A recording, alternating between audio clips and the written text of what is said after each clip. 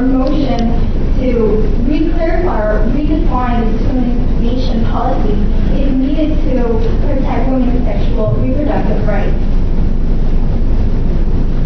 So to clarify, so why is this needed to protect women's reproductive rights? Why is it needed to protect women in the first place? Every single person, I think, is a free thinking being, and there's been some suggestions from emails that I've got that why are you doing this? Are women not capable of deciding themselves if they can do this or not, or their own body? Why would you take this type of stance? And I think what we're talking about here, what we have been talking about this entire time, is discrimination based on an anti-choice position of action. And so when that is to occur, yes, people can decide on their own what they may or may not do with their body, but whether or not CUSA condones that and enhances that message by giving that group funding and resources is the question. So that's specifically what we're talking about, is enhancing a message of a group that I feel the greater student body would not want to enhance. No, that's it. Sorry, you had just yeah, I can give a spiel, right? No, that's just a question. First of all, name, and are you a student, and question. All right, yeah, my name is Mo. I'm not going to give my full name, I'll give it to you later. No one to be used on the Christian Life Network.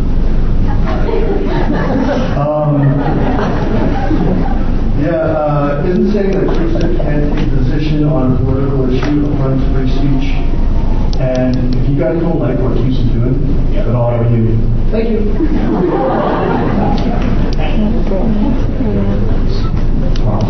So saying that CUSA couldn't take a position on a political issue, we've discussed earlier on tonight that it's clear that CUSA can take stances and does and has for its entire history on political positions involving students in the British society.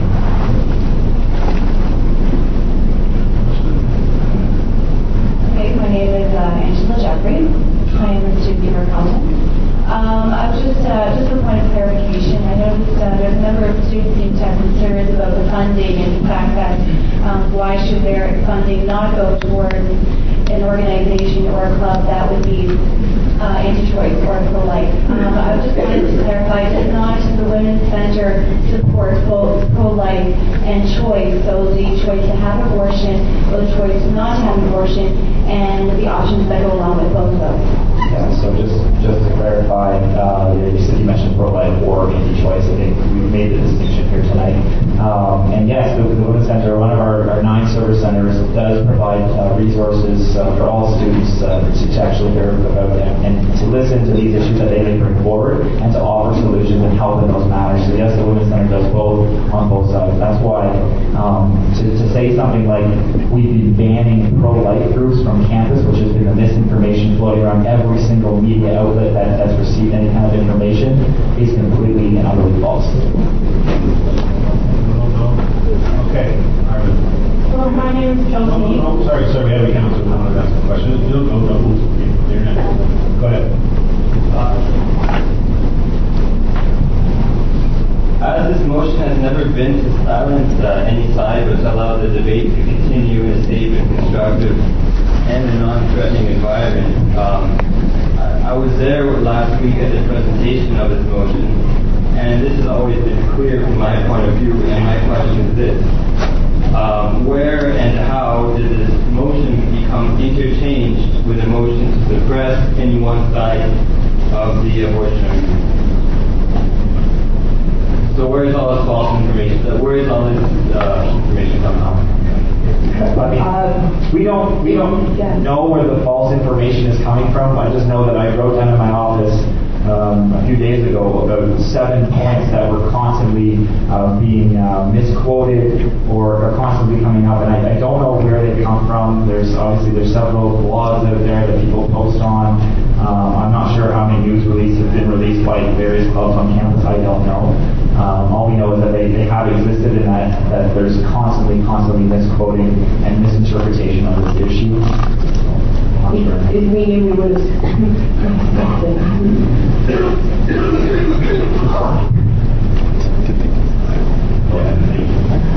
My name is Chelsea. And I was wondering if you could define and maybe list examples of anti-choice action. Okay, so I think we went over the definition earlier. here. I guess, Katie, you want me to just, I'll go through some couple definition points and then we want to put some action. So anti-choice is a stance which aims to limit or remove a woman's right to choose her best options in the case of pregnancy. Anti-choice groups wish to use the law to force women to bring unwanted pregnancies to term. Anti-choice advocates may work for the recriminalization of abortion or return to the board-granted abortion process, which Shelley talked about earlier. And anti-choice advocates may also use, and this can be, at this point, as far as intimidation techniques, that can be used on any side. So anti-choice may use intimidation techniques, pro-choice may use intimidation techniques. That's really the moves, but anyway. So I guess the first 3 points. And then as to what specifically constitutes labels. I mean, I don't want to list them on this, but I believe I mentioned them before. It's just acts of intimidation, harassment, manipulation through incorrect,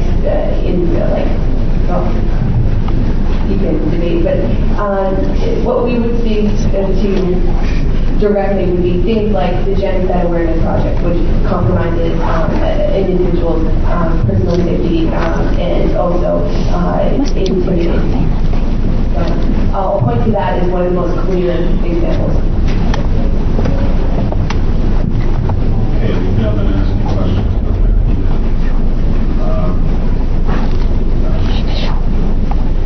This is your second one.